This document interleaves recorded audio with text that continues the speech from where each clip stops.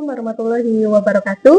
Perkenalkan, saya Ulfa Diamustika, SPSI MSI, dosen tetap S1 Program Studi Psikologi Universitas Wisnuwardana Malang. Di kesempatan ini, saya membahas salah satu mata kuliah yang saya ampu yang sesuai dengan bidang keahlian saya, yaitu mata kuliah Cyberpsikologi.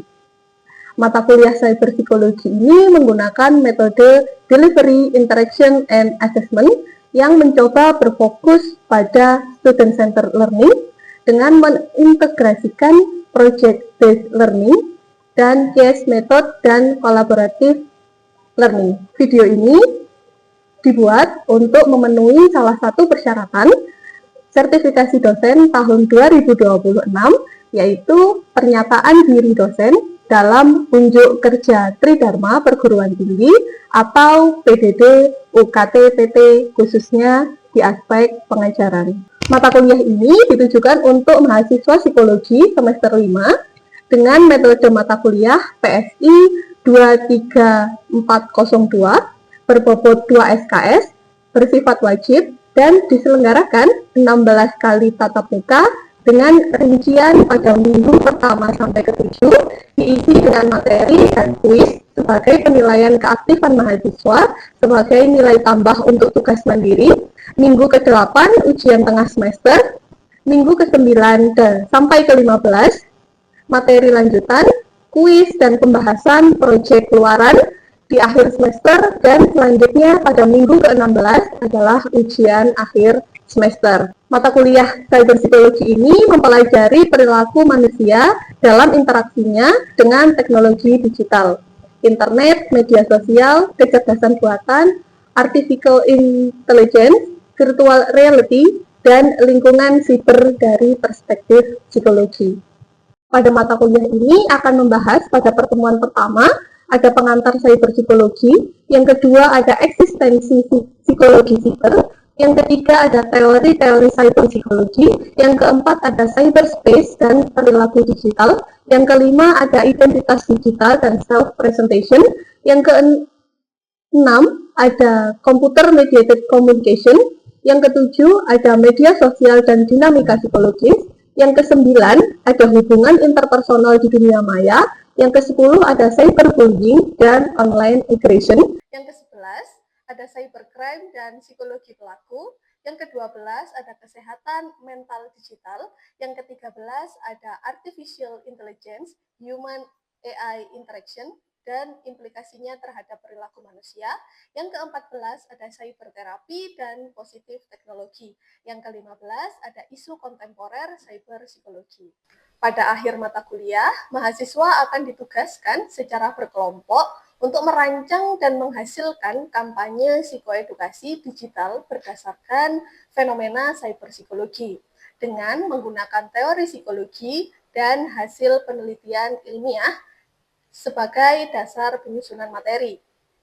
Dengan luaran yang menghasilkan proyek akhir berupa digital psychoeducation campaign yang mengintegrasikan teori cyberpsikologi dengan fenomena digital aktual.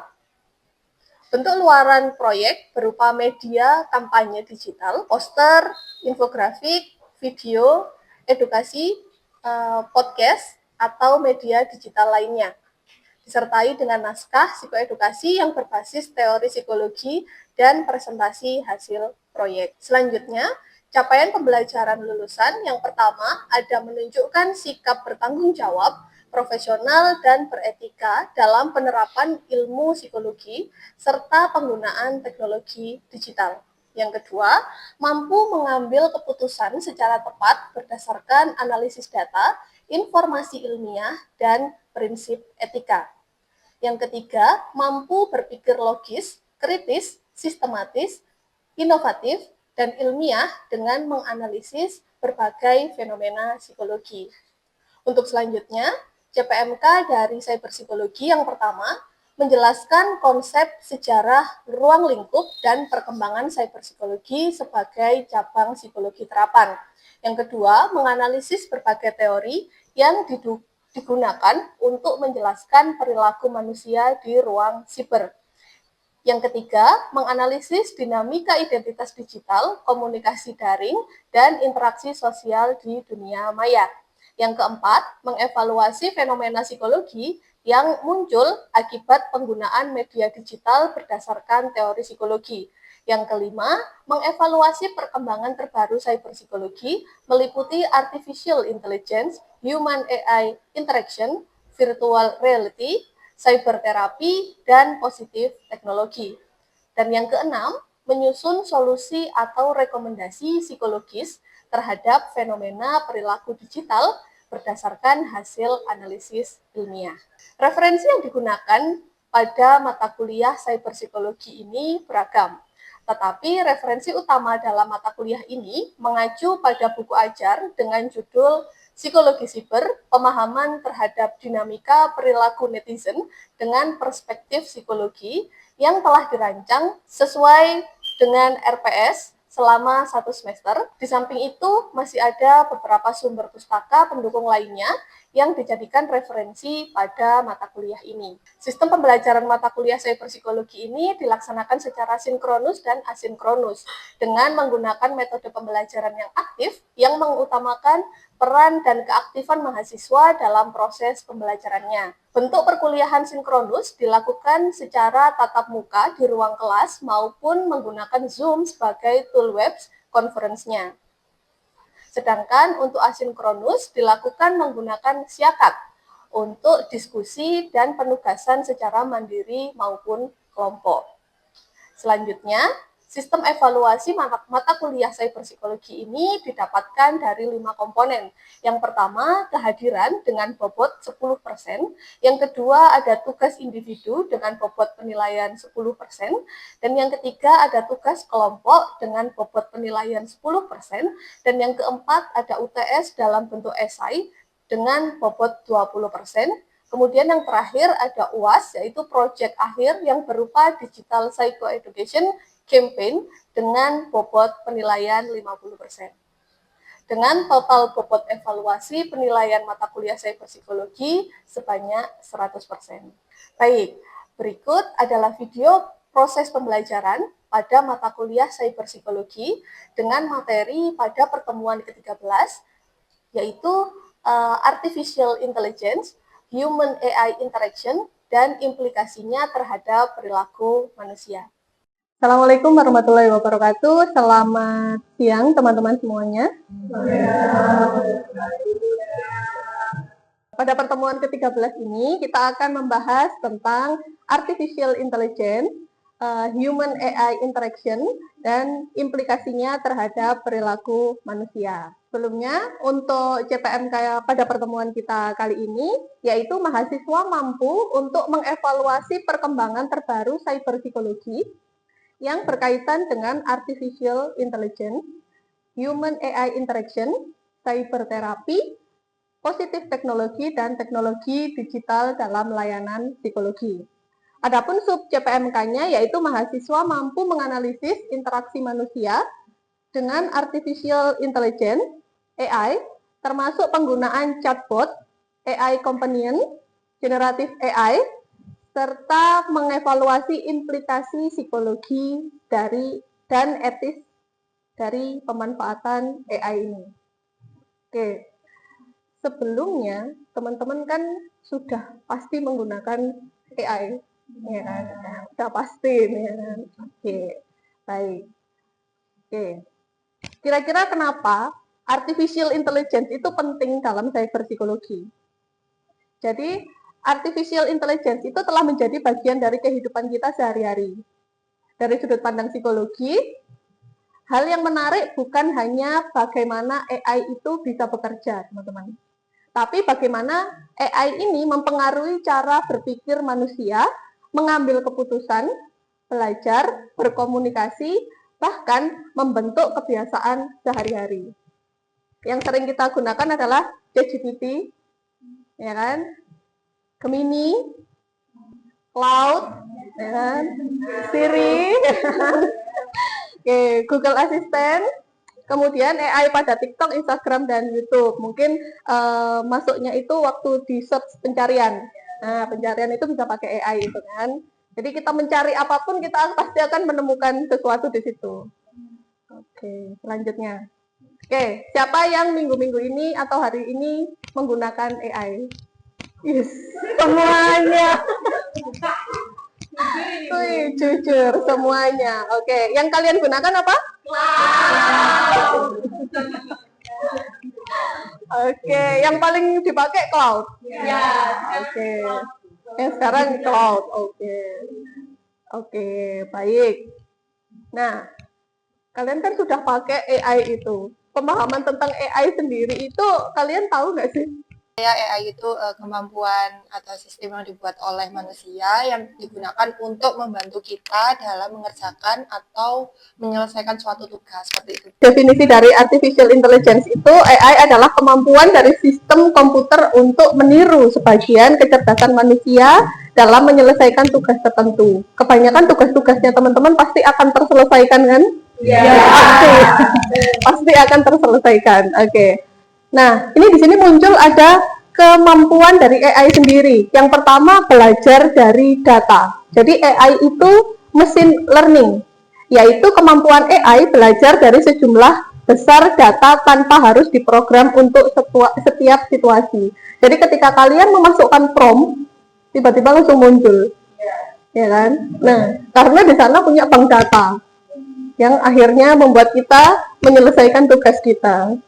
Ya, oke. Yang kedua, mengenali pola atau pattern recognition, yaitu kemampuan mengenali pola, misalnya mengenali wajah atau sidik jari pada ponsel. Biasanya kan HP-nya teman-teman sekarang sudah ada finger, saiki wis lawas finger ya kan. Sekarang baru lagi face recognition ya kan. Face ID mungkin seperti itu. Yang ketiga, memahami bahasa alami, natural language processing, yaitu kemampuan memahami dan menghasilkan bahasa manusia, seperti yang dilakukan ChatGPT atau Gemini ketika menjawab pertanyaan. Jadi, kebanyakan kita meminta pada prompt untuk bahasa manusia. Ya, begitu kan teman-teman. Oke, supaya tapi meskipun tidak diberikan ditulisi promptnya itu menggunakan bahasa manusia, tapi mereka memahami, ya kan? Misalnya kita memasukkan prompt apa sih cyberpsikologi, terus pasti kan dijawabnya cyberpsikologi adalah bahasanya juga tidak baku seperti itu, karena kita memberikan prompt yang juga tidak baku bahasanya seperti itu. Terus yang keempat, menghasilkan teks, gambar, suara, dan video atau generative AI, yaitu AI yang mampu menciptakan konten baru berupa teks, gambar, musik, video, bahkan kode program. Nah, selanjutnya AI itu juga bisa membantu pengambilan keputusan.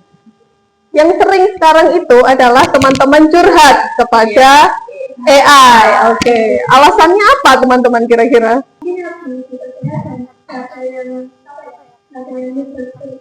Nggak ada yang nyebar. Jadi ketika bercerita langsung rahasia. Menurut kalian, apakah ChatGPT itu benar-benar berpikir seperti manusia atau hanya memprediksi kata berikutnya berdasarkan data yang telah dipelajari? Gimana menurut teman-teman? Ada yang mau menjawab?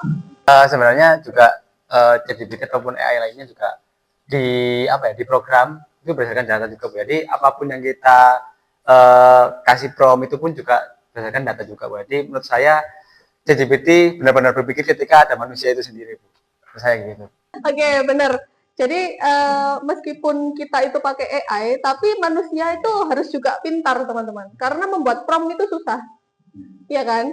Ketika kita membuat prompt tapi nggak jelas, dia akan menjelaskan yang nggak jelas juga. Nah, makanya kita juga harus berpikir ketika kita akan membuat prompt tersebut. Oke, selanjutnya ada human AI interaction. Jadi interaksi antara manusia dan sistem AI yang saling mempengaruhi proses komunikasi, pengambilan keputusan, dan perilaku. Adapun bentuk interaksinya, yang pertama, AI itu bisa sebagai asisten, yaitu membantu menyelesaikan tugas seperti merangkum materi, menerjemahkan teks, atau menyusun jadwal. Saya pastikan semuanya seperti itu. Alhamdulillah. Berarti teman-teman bisa menggunakan AI dengan baik ya. Oke, yang kedua sebagai advisor, yaitu memberikan rekomendasi, misalnya rekomendasi film, produk, atau bahkan sarana belajar. Jadi menggunakan AI itu kalau biasanya kita itu lihatnya di TikTok biasanya. Kita cari tahu tentang produk, videonya muncul semua. Ya kan? Kita cari tempat nongkrong, muncul semua. Padahal kita hanya menggunakan prompt kafe nongkrong di Malang, ya, kafe untuk nongkrong di Malang, seperti itu. Oke, yang ketiga, AI sebagai partner, yaitu bekerja sama manusia dalam menyusun ide, menulis laporan, atau menganalisis data. Jadi teman-teman di sini tidak hanya menggunakan copy and paste untuk ketika mendapatkan data, tetapi teman-teman juga harus menyalurkan ide teman-teman. Karena kalau kita nggak punya ide, dia juga nggak bisa ngomong juga, seperti itu. Kalau kita nggak mengeluarkan prompt-nya, kita nggak mengeluarkan ide kita, dia nggak tahu apa yang harus kita kerjakan. Yang keempat, ada AI sebagai companion, yaitu teman virtual yang digunakan untuk mengobrol, memberikan dukungan emosional, atau menemani pengguna. Oke. Contohnya, jika kalian memiliki pertanyaan tentang materi kuliah, apakah kalian lebih dulu bertanya pada dosen?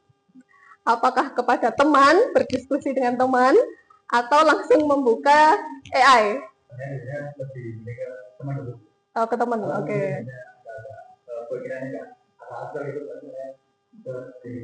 Nggak tanya dosen? Oh, ada gap antara mahasiswa dengan dosen. Oke. Bisa. Oke. Nah, selanjutnya kita akan berpikir mengapa manusia mudah mempercayai AI. Ya.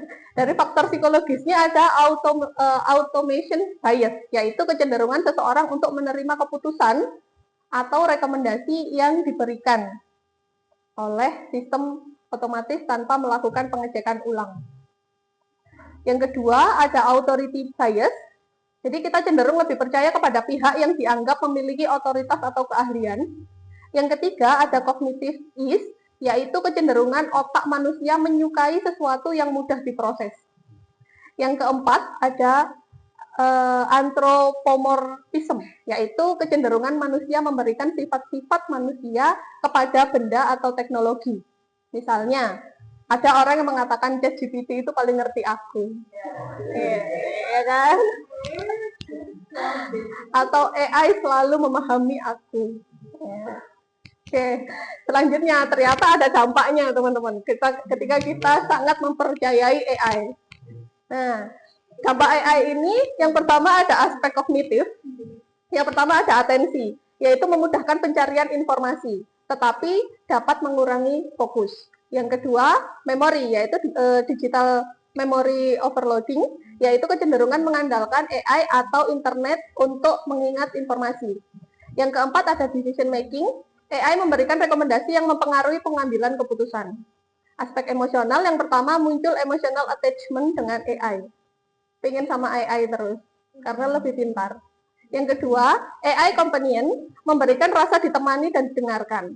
Yang ketiga, resiko ketergantungan emosional pada chatbot. Selanjutnya ada aspek sosial, berkurangnya interaksi tatap muka, jadi lebih sering pakai HP. Yang kedua, meningkatnya ketergantungan pada AI. Dan yang ketiga ada perubahan pola komunikasi. Nah, ini dampak positif dan negatifnya. Dampak positifnya, produktivitas kita akan meningkat karena tugas-tugas kita akan cepat selesai. Yang kedua, pembelajaran personal. Yang ketiga, ada akses informasi akan lebih cepat. Yang selanjutnya ada membantu penelitian kita. Yang selanjutnya ada mendukung layanan kesehatan seperti Halodoc, Halodokter, seperti itu. Nah, untuk dampak negatifnya, yang pertama terlalu bergantung pada AI sehingga hampir semua tugas diserahkan pada teknologi. Yang kedua, cognitive laziness, yaitu kecenderungan untuk tidak lagi melatih kemampuan berpikir. Yang ketiga ada hallucination, yaitu ketika AI menghasilkan informasi yang terdengar sangat meyakinkan, tetapi sebenarnya tidak akurat, bahkan sepenuhnya salah. Dan kita sering seperti itu. Selanjutnya ada bias AI, karena sistem belajar dari data yang tersedia. Jika data latih mengandung bias, maka hasil yang diberikan AI itu juga akan bias juga gitu. Ketika kita memberikan informasi yang mungkin bisa jadi belum dipercaya, bisa jadi AI juga memberikan semakin yang nggak dipercaya juga gitu.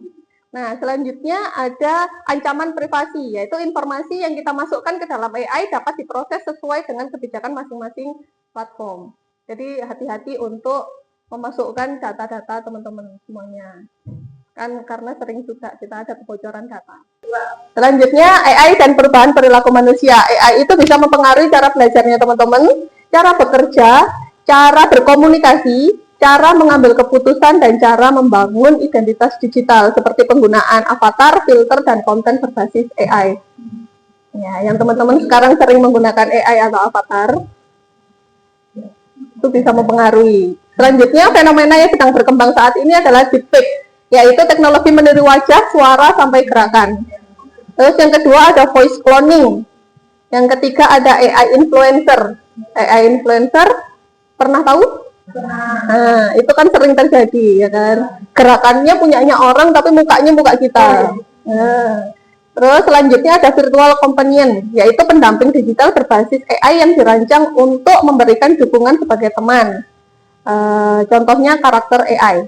Terus selanjutnya ada AI generation content, yaitu animasi pendek presentasi dengan avatar digital. Seperti animasi pendek adalah yang buah-buahan, yang ada di TikTok, ya kucing-kucing, seperti itu. Selanjutnya ada etika penggunaan artificial intelligence. Jadi isu etika itu ada transparansi, yaitu pengguna perlu mengetahui kapan mereka berinteraksi dengan AI. Yang kedua ada privacy data, yaitu perlindungan terhadap data pribadi. Selanjutnya ada bias algoritma, AI dapat menghasilkan keputusan yang tidak adil. Akuntabilitas, siapa yang bertanggung jawab jika AI menghasilkan kesalahan. Oke, prinsip utamanya penggunaan AI adalah gunakan AI sebagai alat bantu saja, bukan sebagai pedoman kita. Seperti itu. Terus, selanjutnya setelah kita memahami tentang etika ini teman-teman, ini ada studi kasus. Nah, bisa kalian jawab. Ini kasusnya boleh dibaca. Dari kesalahan yang dilakukan mahasiswa adalah karena menyelesaikan hampir seluruh tugas menggunakan ChatGPT. Sehingga ketika ada kesalahan, tidak ada bukti yang menyertakan bahwa jawaban itu benar. Nah, selanjutnya dampak penggunaan AI ini secara tidak langsung membuat mahasiswa ini jadi bergantung kepada AI karena hampir semua tugasnya dilaksanakan oleh AI. Selanjutnya, seharusnya AI ini dimanfaatkan sebagai referensi belajar, tetapi juga harus difilter agar mengurangi kesalahan-kesalahan pada jawaban tersebut. Dan bagaimana menjaga integritas akademik ini? Jadi ketika kita menggunakan AI, sebaiknya kita harus bisa membedakan mana yang harusnya kita perlu gunakan dengan AI dan mana yang harusnya kita lakukan atas diri kita sendiri. Dari studi kasus ini, sebetulnya AI itu juga bukan musuh dalam dunia pendidikan juga sih teman-teman. Sebetulnya boleh kita pakai AI juga gitu. Yang menentukan manfaat atau risikonya itu adalah bagaimana manusia itu bisa menggunakan teknologi tersebut secara bijaksana, kritis, dan bisa bertanggung jawab. Seperti itu. Selanjutnya untuk kesimpulan, yang pertama, artificial intelligence itu telah menjadi bagian dari kehidupan digital modern karena kita semua sudah menggunakan AI. Yang kedua, interaksi manusia dengan AI mempengaruhi aspek kognitif, emosi, dan perilaku. Pasti setelah kita menggunakan AI itu pasti kita akan mempengaruhi aspek kognitif kita, emosi, dan perilaku kita. Dan selanjutnya yang ketiga, AI memberikan peluang besar dalam pendidikan, pekerjaan, dan layanan psikologi. Dan yang keempat, penggunaan AI harus dilakukan secara kritis, etis, dan bertanggung jawab. Oke, baik. Demikian teman-teman untuk kuliah kita hari ini. Terima kasih teman-teman semuanya. Semoga ilmu yang kita pelajari hari ini bisa bermanfaat untuk kita semua. Terima kasih. Kita bertemu di pertemuan selanjutnya, pertemuan ke-14. Assalamualaikum warahmatullahi wabarakatuh. Selamat siang. Sekian video rekaman proses pembelajaran untuk mata kuliah Cyberpsikologi pada program studi Psikologi Universitas Wisnuwardana Malang. Semoga dengan adanya video ini bisa menjadi pertimbangan yang baik dalam proses penilaian sertifikasi dosen gelombang pertama tahun 2026. Akhir kata, saya ucapkan terima kasih. Wassalamualaikum warahmatullahi wabarakatuh.